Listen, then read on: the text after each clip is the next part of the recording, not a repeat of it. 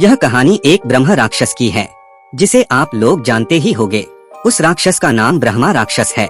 इस पर कई कहानियां बनाई जाती है और राक्षस के अनेक नाम होते हैं, जैसे कि पिशाच, राक्षस, डायन, चुड़ैल आदि बहुत से नाम होते हैं। तो दोस्तों चलो मैं अपनी कहानी पर आता हूँ। हमारे गांव में एक ब्राह्मण रहते हैं, जिनका नाम दुर्जन सिंह है। दुर्जन सिंह को लोग दुर्जन जी कहकर बुलाते हैं। उनके घर से कुछ दूरी पर एक खेत था। उस खेत में एक बहुत बड़ा बरगद का पेड़ था। वह बरगद का पेड़ बहुत पुराना था। कुछ समय के बाद उन्होंने उस खेत पर घर बनाने की सोची। पहले वाला घर बहुत छोटा होने की वजह से उन्होंने खेत पर घर बनाने की सोची। उन्होंने उस बरगद के पेड़ को कटवाया और अपना घर बनवा लिया। कुछ दिन तो ठीक ठाक चला, पर कुछ दिन बाद दुर्जन जी बड़े परेशान रहने लगे। वह कभी पूजा करते और कभी नहीं।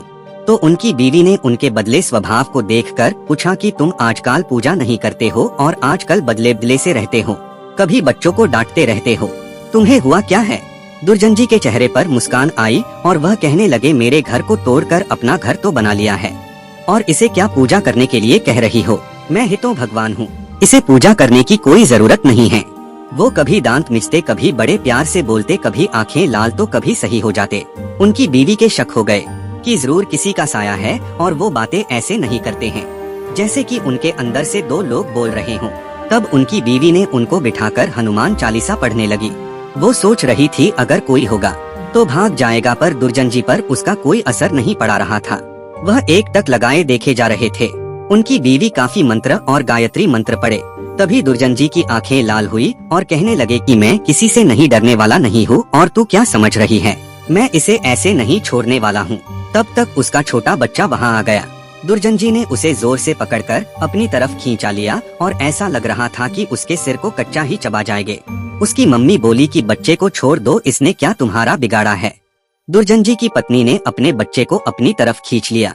उसने फिर पूछा, तुम कौन हो और मेरे पति के अंदर क्यों आए हो? आप हमसे क्या चाहते हो? आप हो कौन? तब उसने कहा कि अगर अपना भला चाहती हो तो बरगद के पेड़ लगाओ, जितना भी हो सके पेड़ लगाओ, फिर मैं बताऊंगा कि मैं कौन हूँ और फिर मैं चला जाऊंगा। तब दुर्जन जी की बीवी ने 101 पेड़ बरगद के लगाए। एक दिन उसकी पत्नी ने देखा कि आज दुर्जन जी सुबह उठकर पूजा पाठ करके आ चुके हैं। तब दुर्जन जी के अंदर जो साया था उसने बोला, मैं तुम्हारे पति को आज छोड़ के जा रहा हूँ, तुम सदा सुखी रहो, तुम्हारे आचार विचार बहुत अच्छे हैं। मैं ब्रह्म राक्षस हूँ, वैसे मैं किसी को नहीं छोड़ता और न ही किसी से डरता हूँ। तुम्हारे पति ने मेरे बरगद को काट दिया था, जिस पर मैं हजारों सालों से रह रहा था।